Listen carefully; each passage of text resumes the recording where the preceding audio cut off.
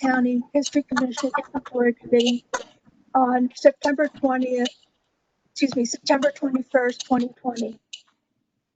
To conduct this meeting wholly electronically and to effectuate both the emergency procedures authorized by FOIA and the emergency ordinance, this board needs to make certain findings and determinations for the record. It's a bit cumbersome, so I ask you in advance for your patience. First, because each member of this board is participating in this meeting from a separate location, we must verify that a quorum of members is participating, and that each member's voice is clear, audible, and at an appropriate volume for all other members. Additionally, accordingly, I am going to conduct a roll call and ask each board member participating in this meeting to state your name and location from which you're participating. I ask that you pay close attention to ensure that you can hear each of your other colleagues. Following this roll call, we will vote to establish every member can hear every other member. So Sally Lyons is not here. Tammy Marinara. You're muted. I was going to say Tammy Manarino, and I am near McBurn. Okay, thank you. Barbara Nafe. Barbara Nafe in Reston, Virginia. No Cheryl. Ann Stuntz. Ann Stuntz from Vienna area. And Jordan. No Jordan. And Amelise Murray, the chair of the committee from the town of Vienna. Okay, now, Ann, I'm going to pass you the virtual gavel, and I'm going to make a motion. I move that each member's voice may be adequately heard by each other member of this board.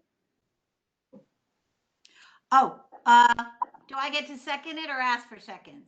You ask. Do I hear a second? I'll second. Any Okay. discussion? Do I say that? All in favor? Aye. Aye.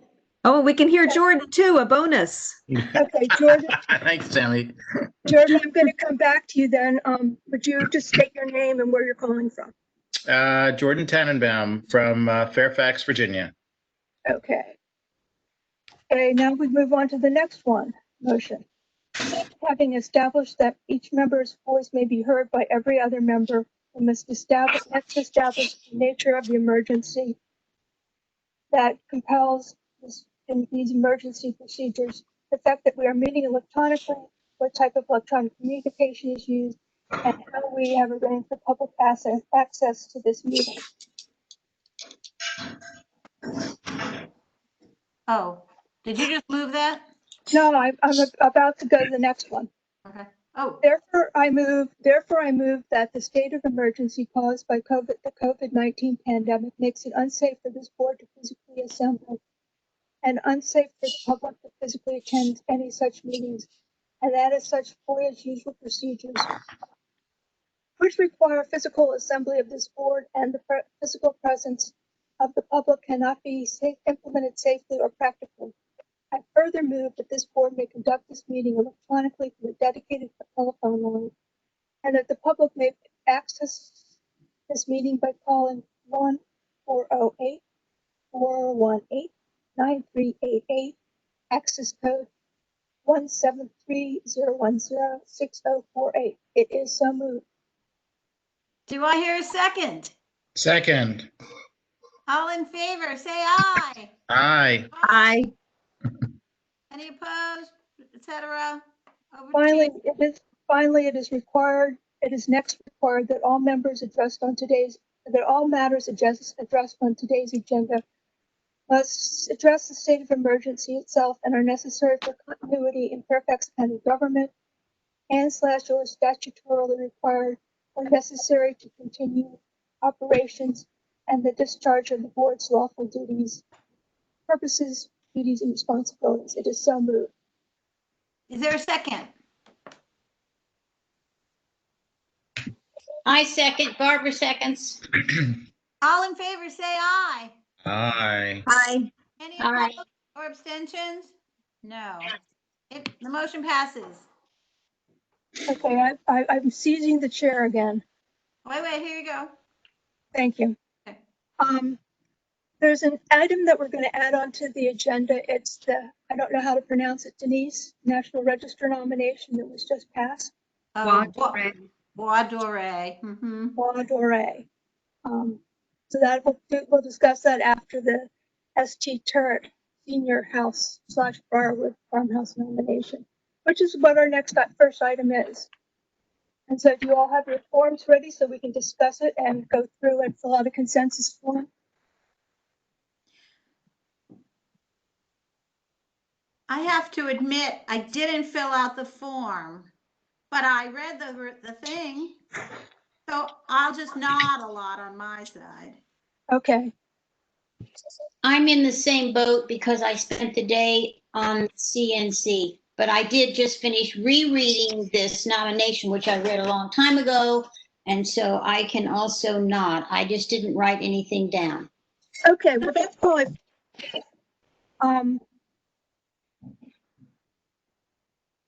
Oh, my printer decided to make noise.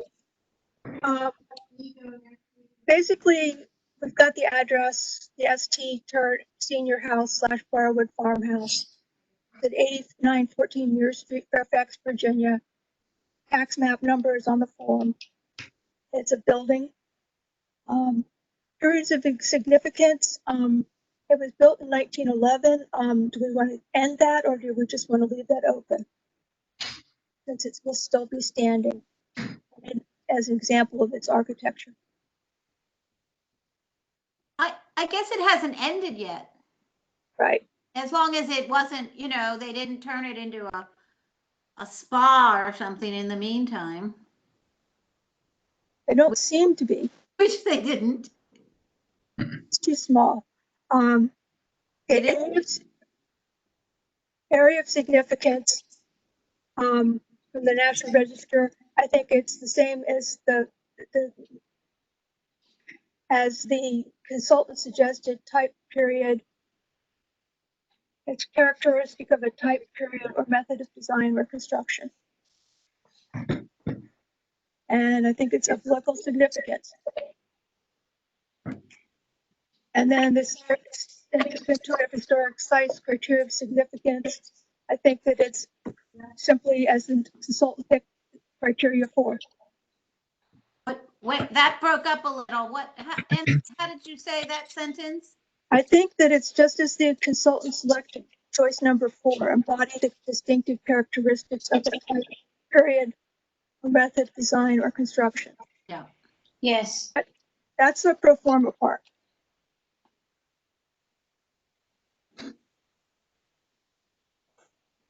The next page is the evaluation, and we're evaluating the significance. How do we feel?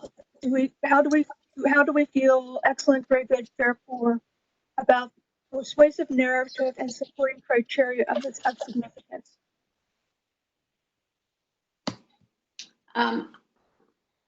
I would offer very good. Yeah. I agree. All right. That's good to me. Primary documents used in research. I would say excellent. Yeah. As do I. Mhm. Completeness of nomination, pictures, maps, bibliography, etc. I would say excellent. Yeah, Excellent. those were very extensive. You know what I still want, you guys, unless I missed it, Denise knows what I'm going to say. I always want a floor plan. I can't stand not having a floor plan. Let's start asking for it. I'm not sure we can since we don't do anything with interiors. I know, but they often, particularly Bois Doré was the one that was so irritating because they walked you around minutely from room to room. And I was like, God, where are we? I got just dizzy and annoyed. Okay, historical significance. Historical research supports criteria of significance. I would say very good. I voted for excellent. Where do you guys want to fall? I could move it to excellent. I could move it to excellent. Okay, I'm fine with that. Yeah.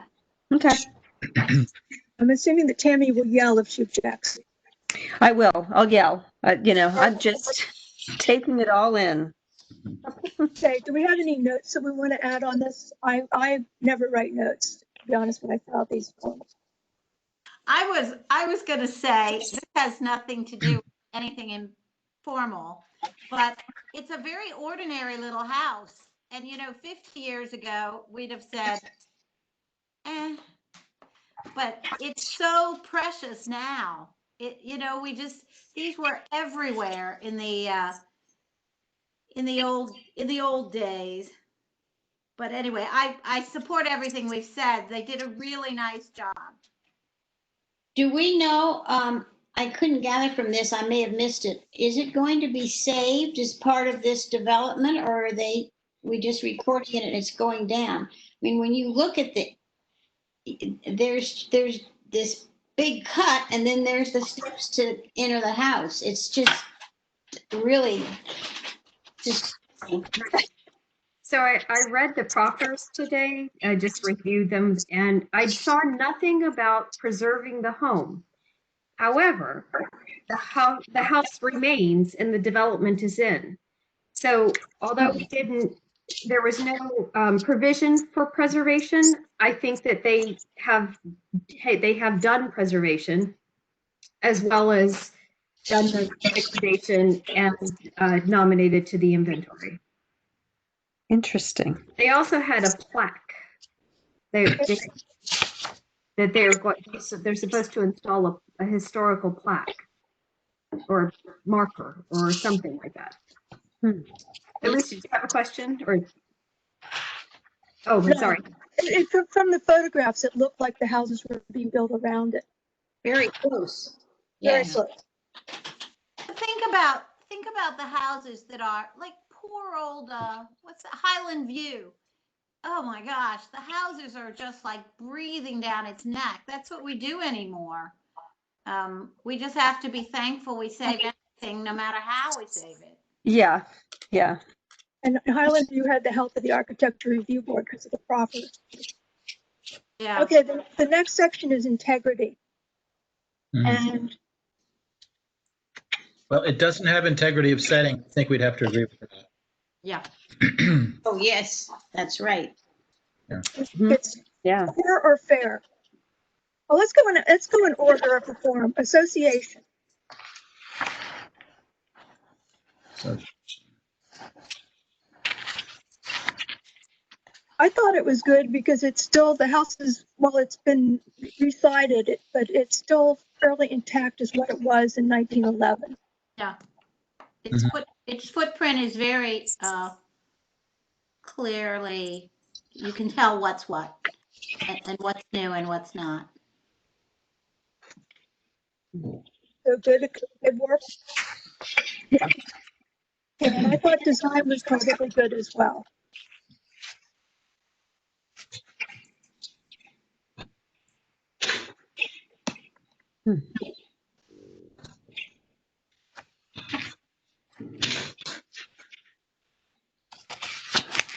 All right, feeling. I think it.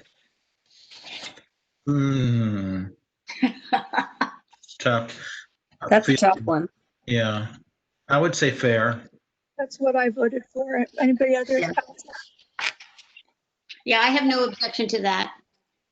Yeah. Okay, location. Oh dear. We don't have an oh dear place, but Yeah. it's Well- very hard because when this was submitted in March, you could see right next to it a house that's being constructed. But we don't really know what it looks like now within the environs that with all the finished houses. So So what's the difference between location and setting, or is that the same? I think setting would be the issue because of all the new houses that are in there. The location, it hasn't been moved, so that's, Oh, okay, well, Ah. now, I okay, think. Okay. all right. Okay. Well, If so it hasn't- location's okay. It's setting that's the OD. I see. Right, right. Okay, so we'll give it a good for location. Materials, Well, they point out it has a moderate amount of historic integrity concern, including materials, design, and workmanship. That's a quote from the consultants. And since we haven't seen it, or I haven't seen it, Mhm. I could go with probably very good or good. Yeah, yeah. I would agree. I think it's been completely recited with some kind of composite material, so it definitely does not have the original siding on it.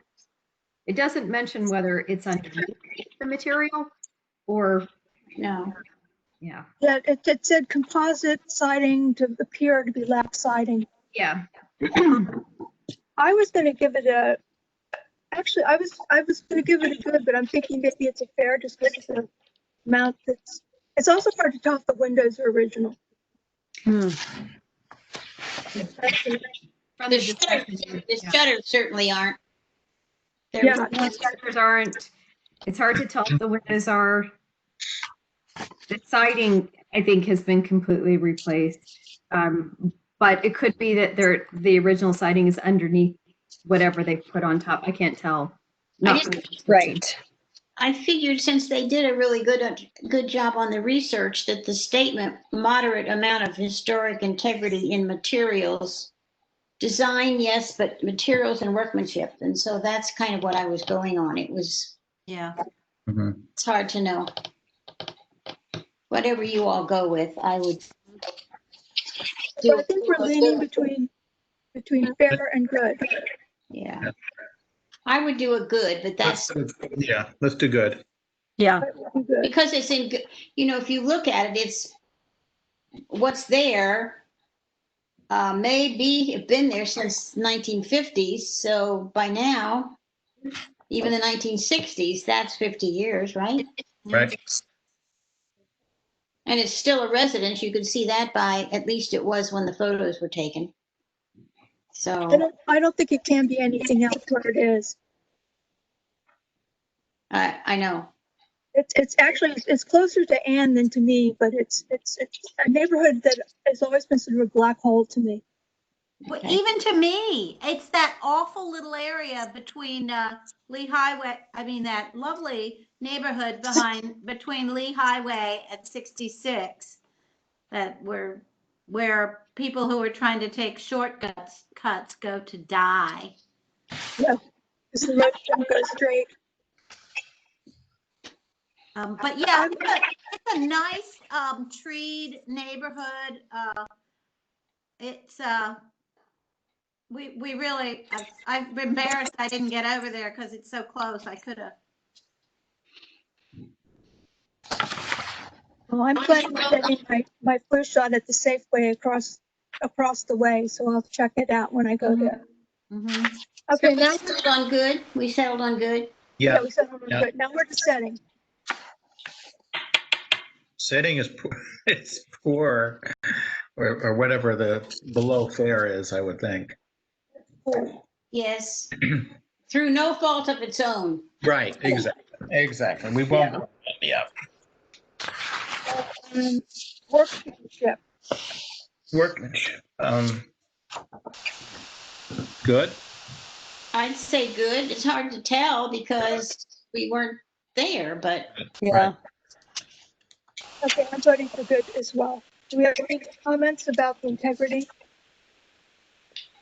Rebecca. no, all I could do again is be to quote the consultants wrote because it's standing. It doesn't look like it looks like it's well kept. It looks like what is there and not falling apart. So in that sense, again, the historic integrity, it's 110 years old. Mhm. And so, I usually use the phrase preservable entity for it. Does it have integrity? And in respect, it does clearly have integrity. Clearly. What word did you say? kind of preservable, and is this a preservable entity? Yeah. Structural integrity, yeah. Okay, so now we're on the last page. And it's the evaluation of historical associative value. And I think that they're all not applicable except for number 3, architecture/craftsmanship. And I gave that one, I thought it was good. Mhm. And what were the others? What did you do? I don't think has any value for history, for a person, and it may have archaeological potential, but I didn't think it was really worth checking it on that. So I was going to go NA, good NA. I can go with that. Yeah. Again, if you read, based on the nomination, that's what they're focusing on is the architecture and that type of architecture that remains. Yeah. So, Right, yeah. The focus is not on the people that lived there. Right. Right. They're not significant, a significant person who lived there. No, Yeah. they're very representative of the county. Yeah. Denise, is there anything else you need? she's muted. Denise, you're muted. Muted. Sorry. So I remember seeing a proffer for archaeology, and I was just going back to read it. So the applicant shall notify CRMPB, which shows you how old this is. 2006, by the way, the proffers, 2006. Oh my gosh. Wow. When the initial subdivision plan has been submitted for the application property, the applicant agrees that CRMPB or their designee may enter the application property and conduct an archaeological survey within the areas designated as open space. Proposed lots 1, 2, 3, and 5 in areas designated for road construction if they elect to do so within 7 months of such notification. So I apologize. I didn't follow up with Liz to find out whether we got an archaeological report. Excuse me. I will check with John Rutherford.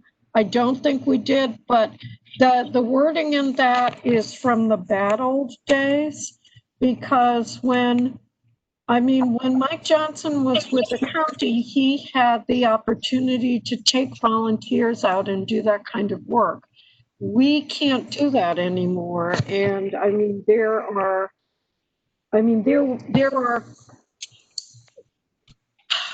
issues with it that, not only is it something we can't do because of staffing, but we can't do because we've been told that it's not allowable. So, unfortunately, when we get things like that and they say we can go on the property and work for free, that doesn't hold anymore. And there's a lot of recommendations like that are from 15, anywhere between 15 and 20 years ago that just don't work.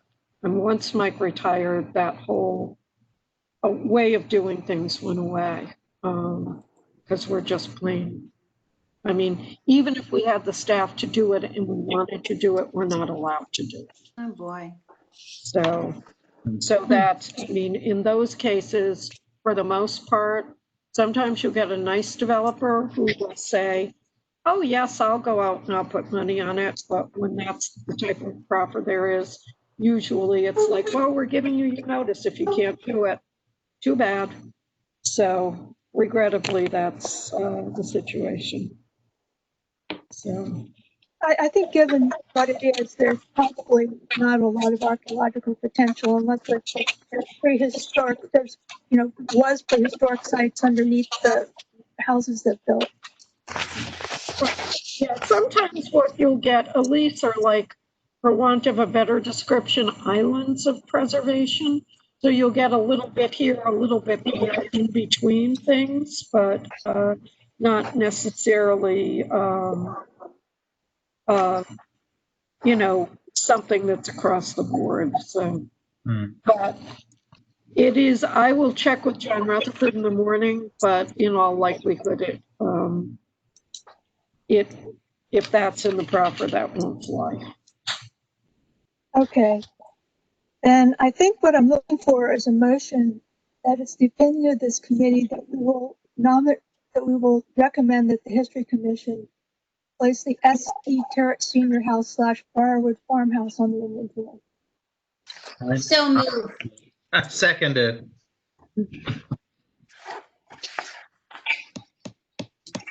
Yes, I deliberately made it as a motion. Okay, so we're finished with that. Denise, I have forgotten. We normally add well, since it's only Virginia right now. Normally I'd register sites to the inventory. What do we need to go through administratively? Right, I'm sorry, and I can't quite tell, it's a little blurry. If you're asking about this site or about Bois Doré? Bois Doré. Okay, could I back up and ask about Briarwood?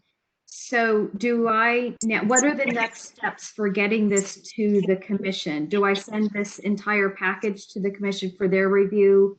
And then it will be voted on in October or November?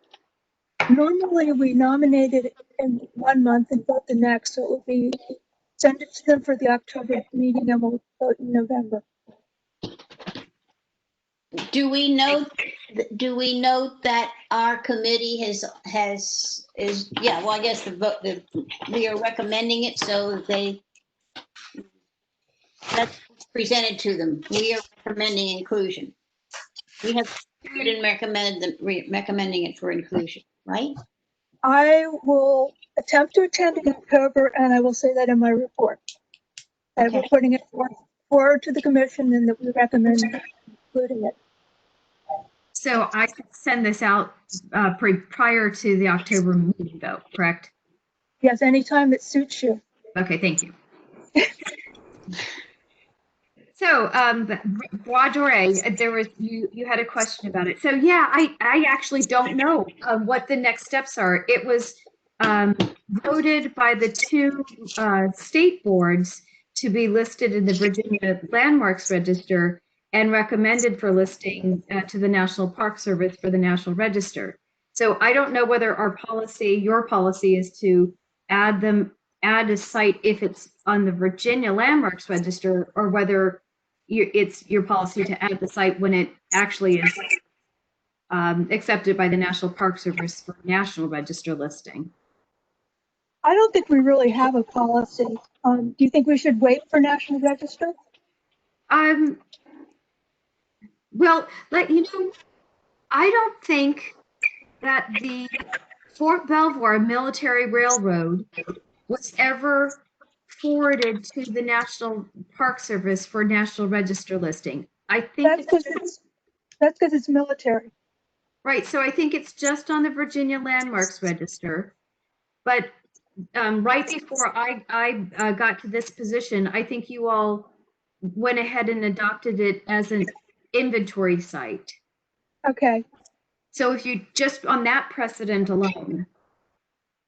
Well, I'm thinking for example, Bloomfield. What paper wording? Bloomfield used to be known as Holly Knolls across from Janesville Tavern. It's been a struggle getting the maps changed since we decided to change the name back to Bloomfield. Do you want to check to see what paperwork we did for Bloomfield? Did we do an inventory nomination, or did we just adopt the National Register? I can check to see what happened. I'm not confident that the paperwork will be there, but I can check. Yeah. May I ask a related question? I was looking at Association Drive, some emails with Elise and with Denise a long time ago. Because it was considered eligible, could we have it on the inventory, or did we have to write up a nomination for the inventory? And as I understood, Denise's interpretation is if it's eligible, but it isn't on the register, we have to go through the process of nominating it for the inventory. If it's already on the register, then it's automatically on our inventory. Is that all correct? That's my understanding. Okay. Denise, I think it might make sense to change that policy. Because if it's determined, in the case of Association Drive, it's been determined by the keeper to be eligible. Well, I think that might be the exception. So Elise could weigh in. Jordan, this is a discussion we've been having for the last 12 years. And we've had it with you in the last year. And we're just not having eligible without paperwork. It's just not practical. There's paperwork. The There's paperwork not- was submitted to the keeper from the FHWA. It just doesn't work, and we can't make an exception for that one just because we want to. Well, my question originally was because of the second study and report. It's in detail there and covers all of it as a historic district. So that paperwork, that was my question, is there it is. And so I don't know what else you'd need besides that. I'm sharing that perspective. This is another of the things that I have on my plate. Basically, the bulk of it is that second report. That's very extensive. But there's some things that go along policy-wise for the county that need to be completed. And I've been struggling with getting a couple of pieces. What are the pieces? Some of the history, because I am not a Robert E. Simonite and prefer to use the history of Sunrise Farm that doesn't include Reston.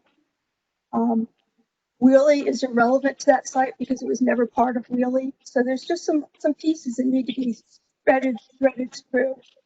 And I believe Denise also wanted some of the comp plan language in the nomination, Denise. I'm sorry, I don't remember. I'd have to go back and refresh. I didn't know we were going to talk about this tonight. I wasn't Don't want to get into a side thing. I was just saw a parallel between one thing and another. So Yeah.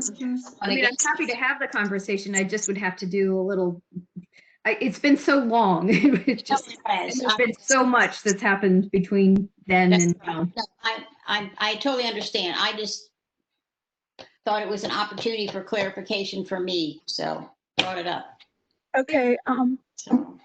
Let's get to that at a future meeting.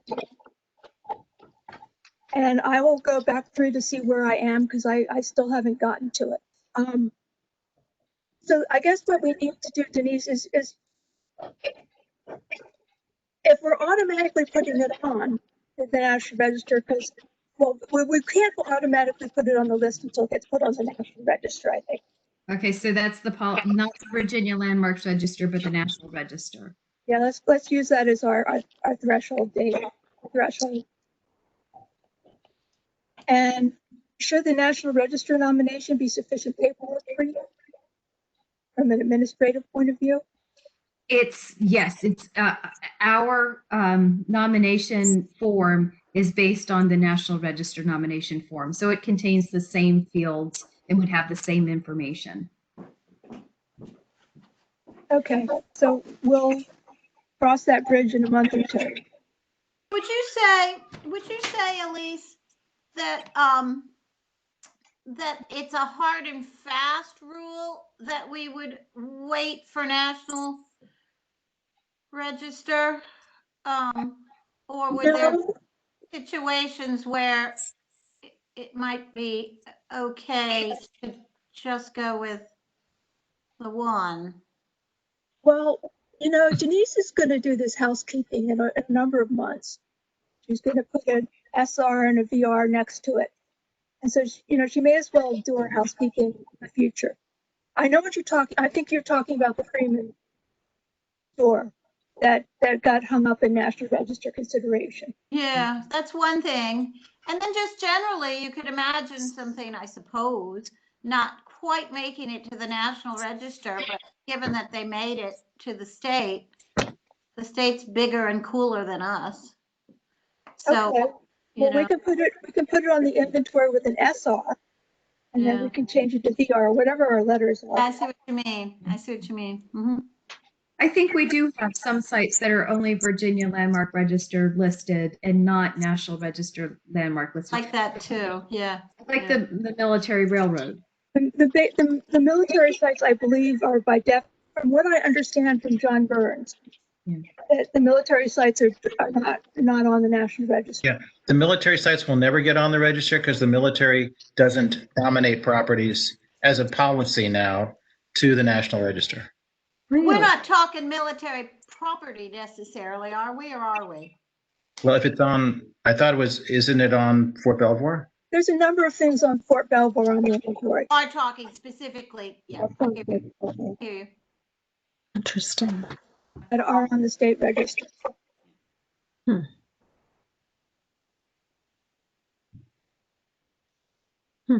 So the military by policy doesn't put things on the National Register, but they do put things on the state register. No, the military, I don't think they would put it on the state register either. And they don't really care about the state register. They care about the National Register because that kicks in 106.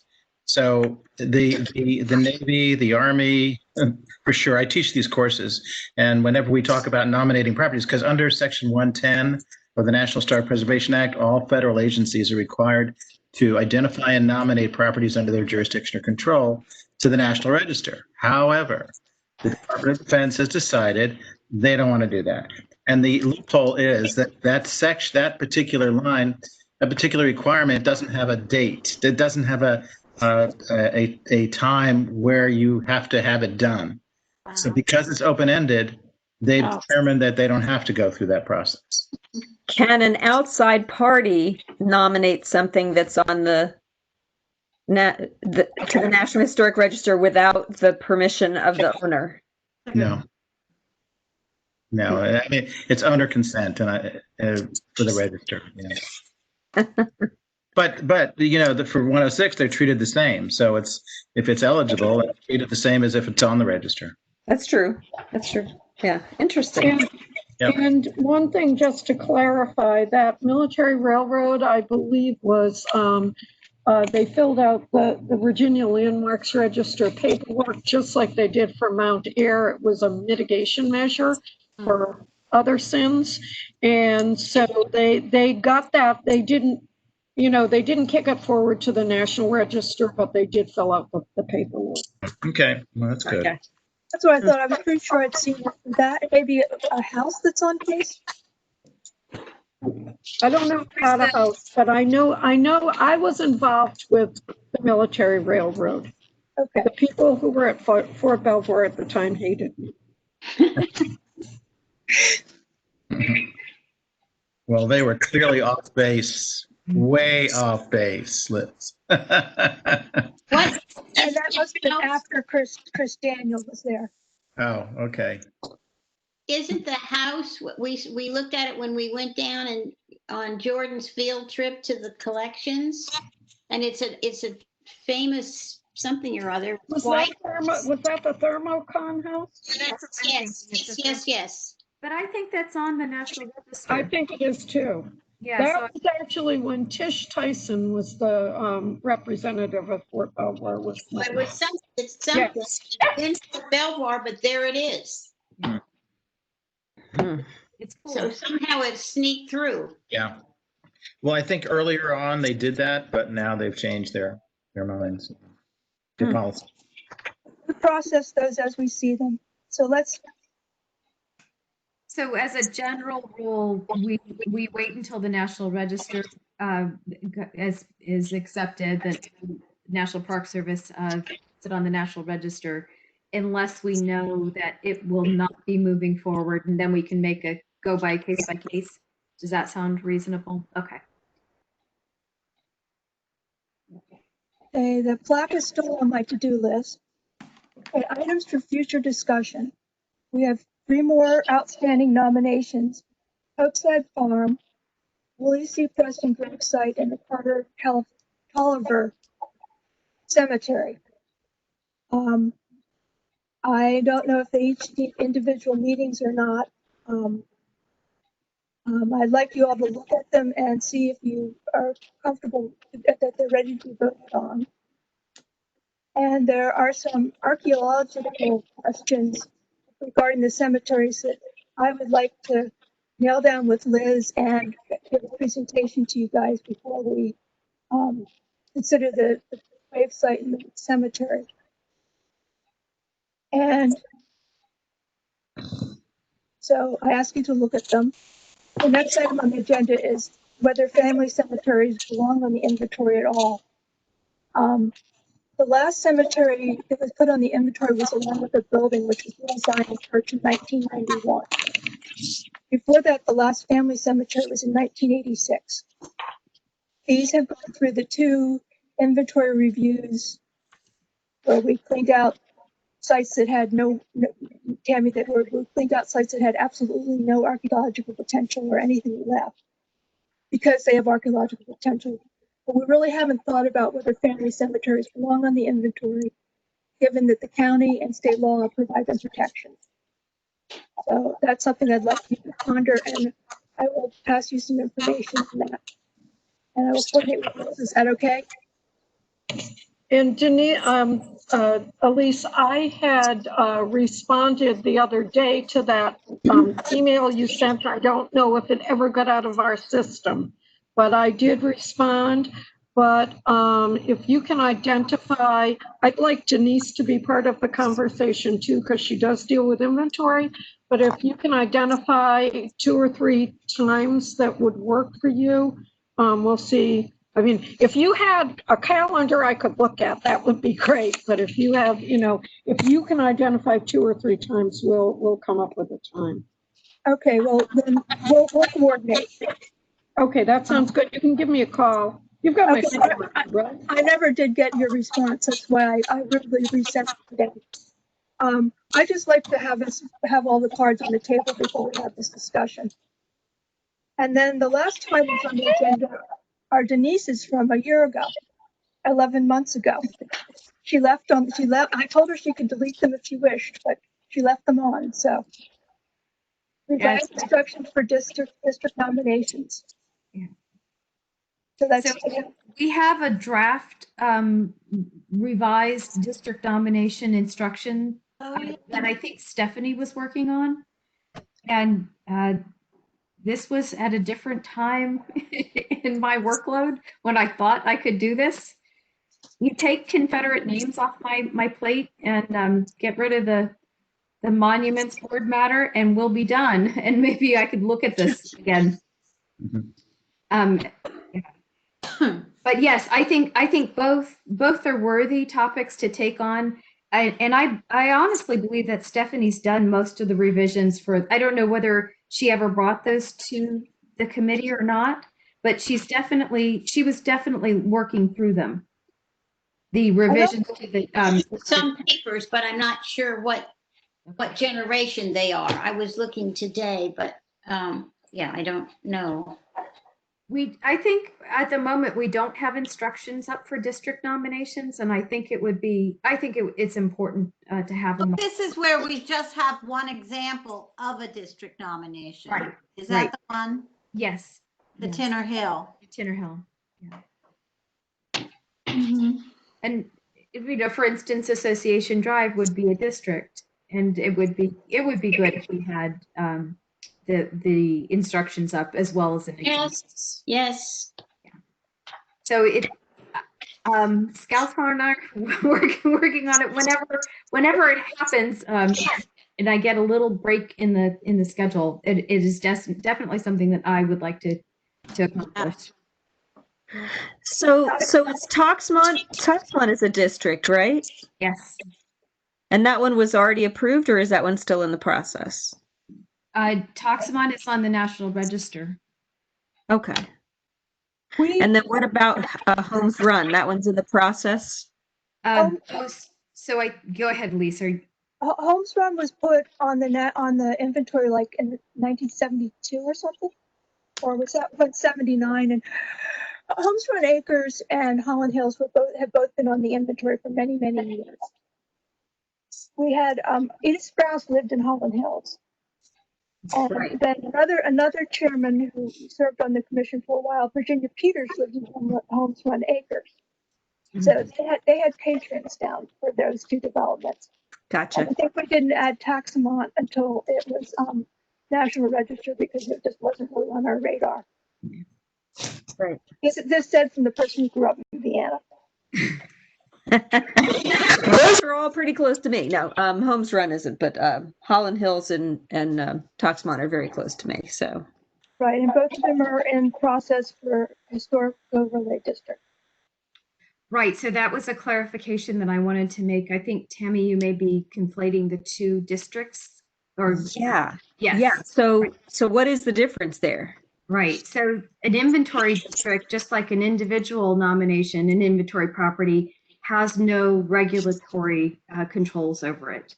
Where a historic overlay district actually has some regulation where changes that require building permits need to go to the Architectural Review Board.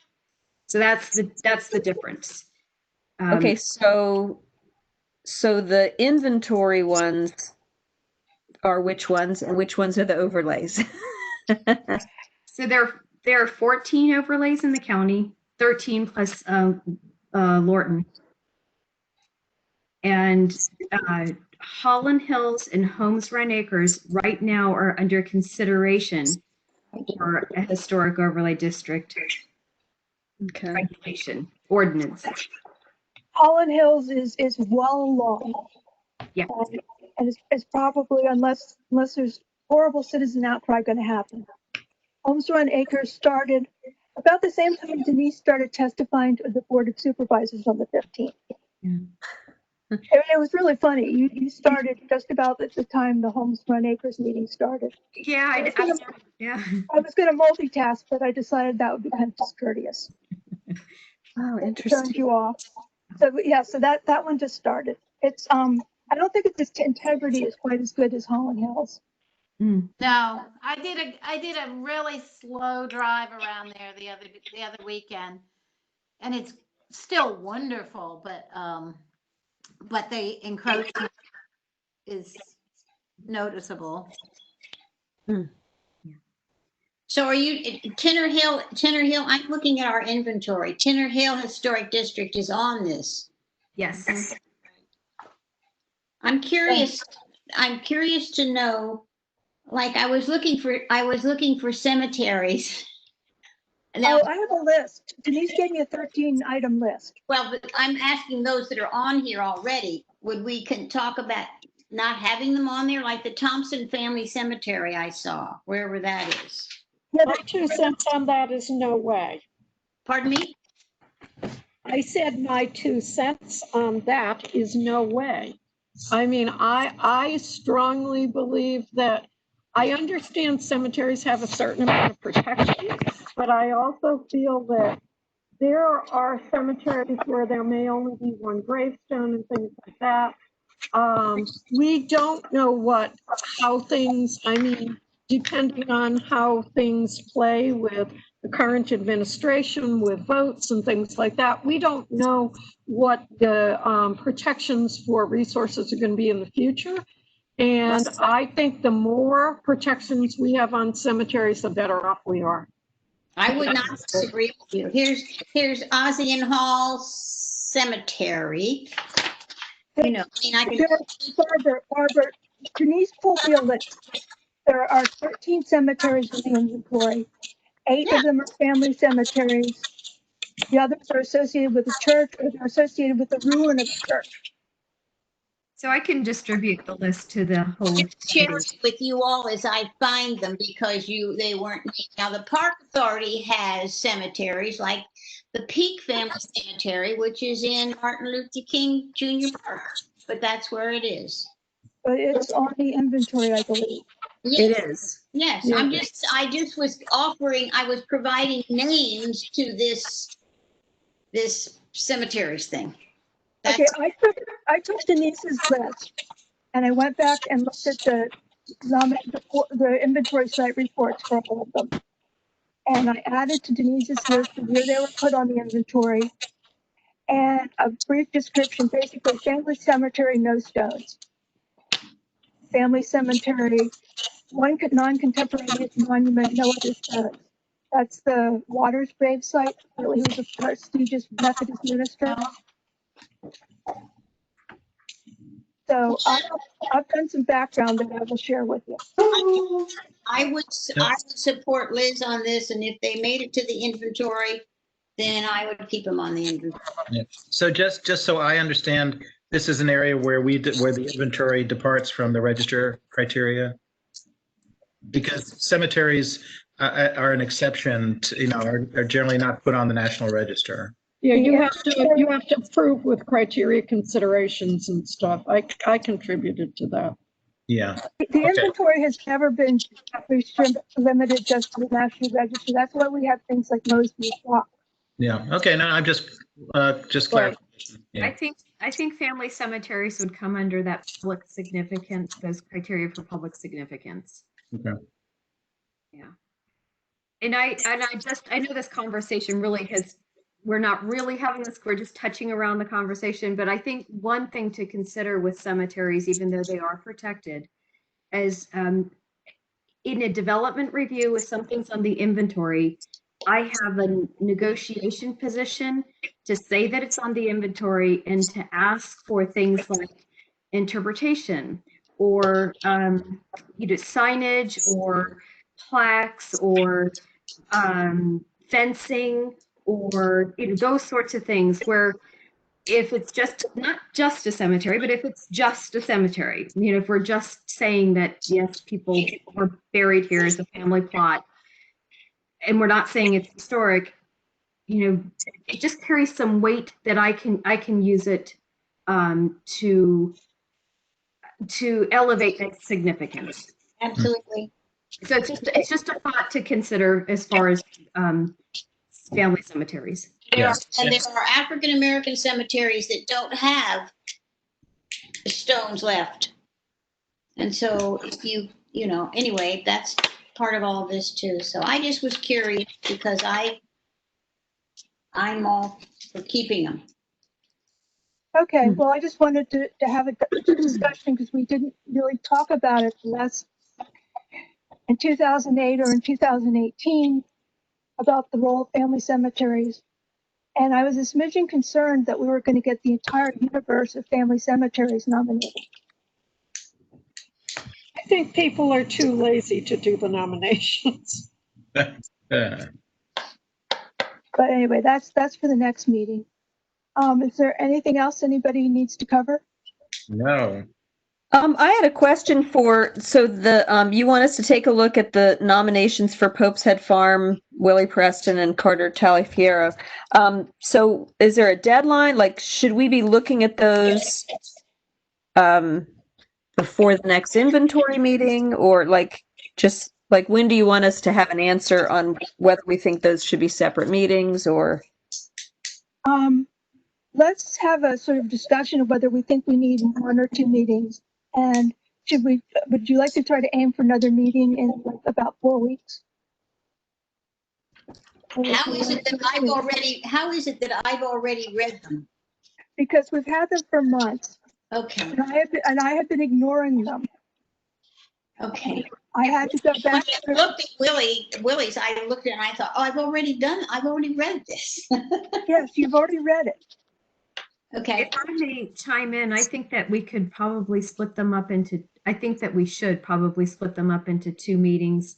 One for the 2 cemeteries, or the one gravesite and cemetery, and then the other one for the Pope's Head Farm. I think that one's going to be a difficult review. I had some difficulties with the Pope's Head Farm nomination, so I think it's complete, but I think that we'll have a lot to talk about, just as I think we're going to have a larger discussion about cemeteries. So I think splitting those 2 up would be grouping them together as gravesite and cemetery and the Pope's Head Farm. I would definitely separate those 2. Okay. Sounds like it makes sense. Denise, you've gotten some pressure from Mr. Myers. Do you think we should do the 2 cemeteries and gravesite first, or the Pope's Head Farm? Well, Pope's Head Farm, the person turned it in, and I haven't heard a word from him since.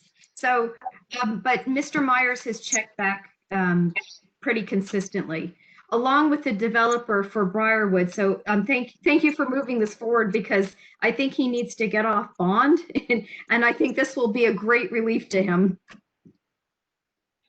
Okay, let's do the cemetery related next.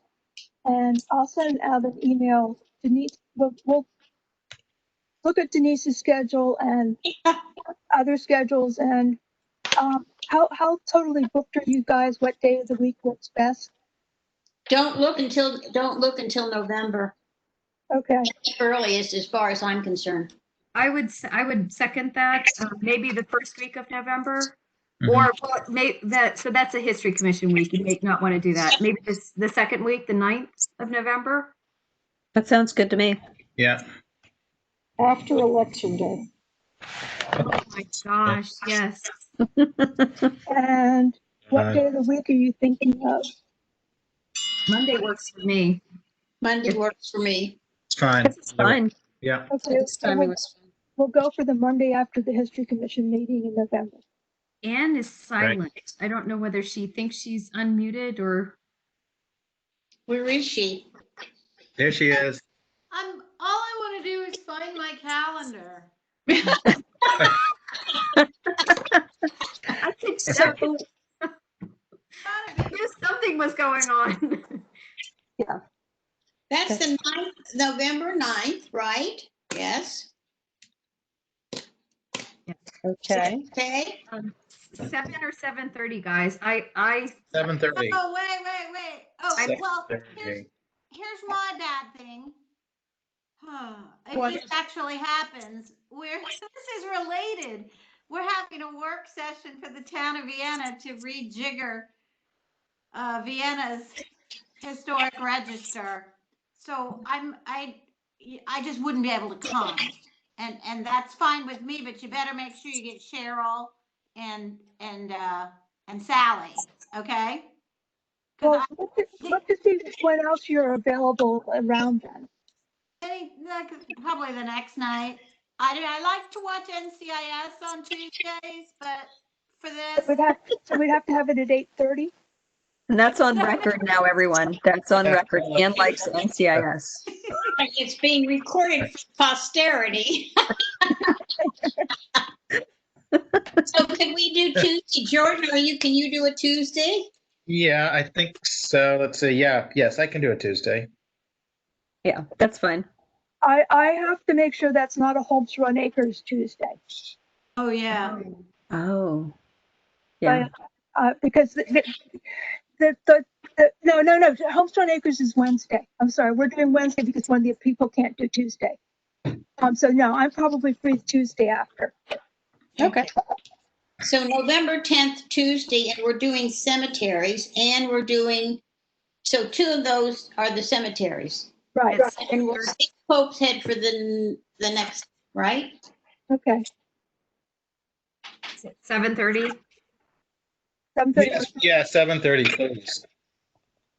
That's fine. Okay. And I think we can adjourn. All right. Excellent. So did somebody take the scores for everybody? Yeah, I did. Elise, would you mind sending those to me so I can just have it as an official record? Hey, Ann, Thank you, Elise. I'm sorry. before we hang up, if you could just save me an email. Have you had a chance to send the resolution that we passed about the Rosenwald Park to? Oh, yeah. I've been so involved with this other stuff, I haven't even sent it. Okay. I need good nagging. Well, that's why I'm here. You're every day, Jordan. You got to get on. Right. Yeah. There is no excuse for this, but. All right. And I have a question that is related to Wellington. Somebody sent me this question today, and you guys will know the answer to this. They were saying that one of the reasons why Wellington has never gone for the National Historic Register is that they were concerned that that would stop them from doing upgrades to the property, such as improved heat and air and plumbing and insulation, windows, etc. So they were concerned because it's used as an office venue that they wouldn't be able to make upgrades if it was on the National Historic Register. Is that Not true true. or not? True. Not Not true? true. False. Okay, The that's what I only- thought. Yeah, there are no being on the register only is important for the federal protection, for a federal undertaking. Not anybody can do whatever they want with they could even do whatever they want with a National Historic Landmark for that matter. Oh, So the owner of the property can make whatever modifications they want. Yes, they can, unless there's some other local or ordinance that affects it. But the National Register listing does not affect an owner's ability to do what they want with their property. tax credits, Tammy, tax credits. That's where it starts getting you start getting into difficulties if you're going for tax credits. And that would be some of those things would be taken into consideration if they were applying for historic rehabilitation tax credits. Right. I gotcha. But if there are no tax credits involved, then that should not prevent an owner from doing anything to their structure or building or home or whatever. Unlike in an HOD. Unlike in an HOD, yes. Interesting. Well, and that is something they need to consider. So, and that's with Wellington. So, I think they ought to go ahead after National Historic Register status. But Scott Servell is talking about doing historic overlay on there so that there are limitations on whoever might buy this property. But that's something for everybody involved to consider. I'm kind of hoping the National Park Service wants to buy it, but it's hard to tell what's going to happen with that property. The Horticultural Society Board is meeting this Wednesday, so a lot of people are putting in, letters to the board asking them not to sell it, asking them to sell it to a public entity. And maybe I'll send out a note to the rest of the commissioners if they want to weigh in individually before that meeting happens. Just some contact people on the board if they are so inclined. We're not going to be able to get something together as a group before that. Tammy, have they looked at the Northern Virginia Trust, the land trust? Oh, I don't know. For a conservation easement that would. Yeah, that's what I was going to suggest as well. I have heard it seems like a logical approach right there. There are conservation easements on the property. I know that. But you might even look, I don't know. I would maybe look into, I don't know what the integrity of the property is, but maybe even historic preservation easements on the structure, on the house itself. Right. Yeah. I doubt that the Park Service probably isn't that's probably not going to go anywhere. No? No, I don't think so. Getting the Park Service to purchase because they just don't have the money. I mean, I don't think that's a viable alternative. That's why I thought the trust in Northern Virginia. Yeah. Well, and Sally Lyons has mentioned, can we get a benefactor to purchase it and hold it for a certain period of time until, somebody has some money to figure out what to do with it. Because I think that has happened before. She had some example where that had been done. Just people are very concerned about losing public access to this property. It's, since 73, we've had public access to it, and we've lost Collingwood, so this is really it that's left there on that piece of riverfront. So they've got a lot of people are following it and are interested, but it's really a question of what the heck can we do with it? Well, contact the trust and see. Yeah. So what is it called? Northern Virginia Land Trust? Is that what it was? Conservation Trust, Northern Virginia Conservation Trust. Conservation Trust. Okay. It seems to me that I saw them weighing in someplace. Oh, okay. But I don't remember where that was. I'm sorry. Yeah. Interesting. So I know that there was at the table for sure. Yeah.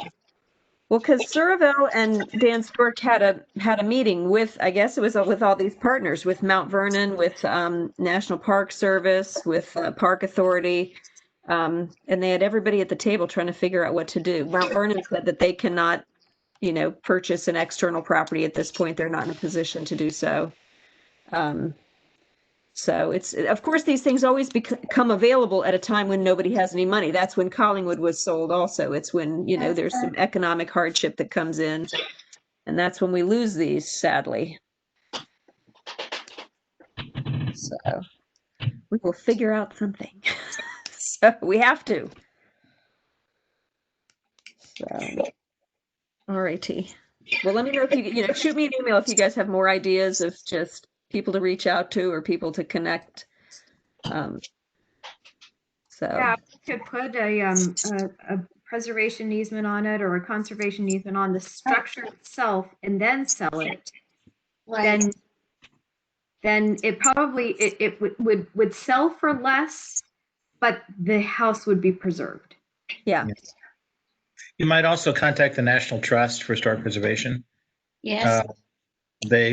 I think they might have some other thoughts, some other suggestions. Yeah. Okay. Do you know if there's any easements on it, any historic easements at all? I don't know that there's any historic easements. I know that there's scenic easements from the park authority. I mean, not for from National Park Service.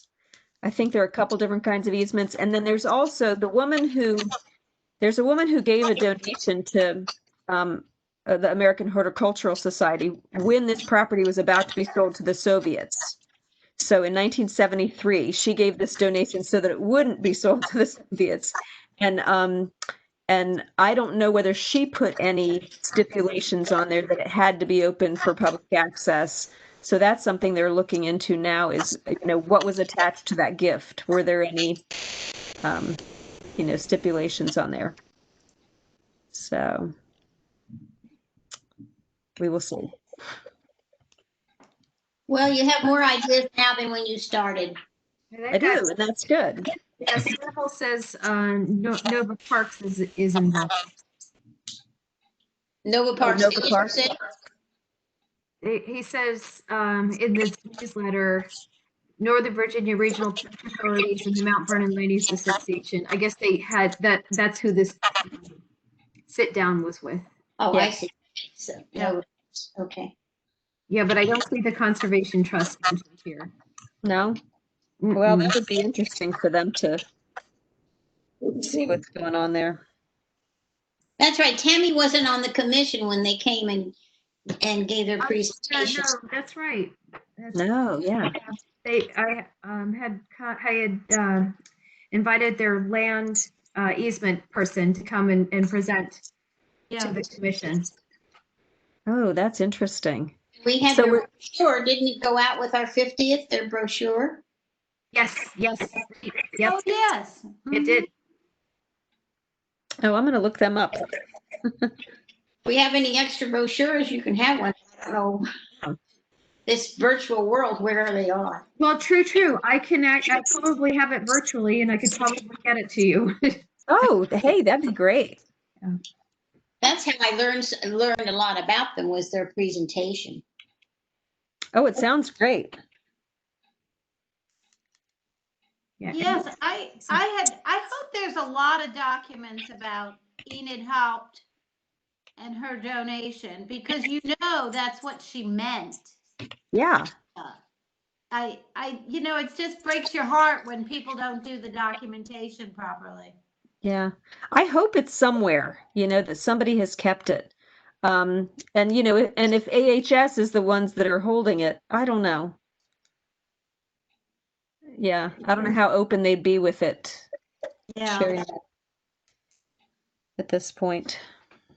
I don't know. But it sounds like their board isn't necessarily unified on this issue. I think they've been hearing a lot from the public, and I'm very curious. I know, so Scott Servell's got, I don't know, he's got a lot of names on that petition that he's been circulating. Yeah. And they have to have been, I mean, the garden clubs are very exercised over this because that's where they have all of their regional meetings. I mean, for years, and so they feel very connected to that property. And they're the ones who go in and volunteer, keeping it up also. So they have been very strong in their voicing their opinions on this. So I know they've been talking to the board members. But you said something about whether there'd be documents, but if in 1973, it sounds like that's a legal document of one sort or another. So it has to exist somewhere. Yeah. Right? In Scott's email, it said that there's nothing that's that runs with the deed, but it doesn't mean there's not a separate document. Right. Yeah, I don't know where that would be. Well, with the AHS maybe, unfortunately. Or maybe, who knows? I don't know. Maybe we need to get Heather and them to see if there's any other legal documents Yeah. filed. I don't Or know. her heirs, maybe her heirs would have it too. Mm-hmm. I was about to say, if it's in her, if she had a trust or something, and it's, look at that side of the donation rather than the other side. That's a neat idea. Mm-hmm. Mhm. Yeah. Could be in the court, somebody's court records. Right.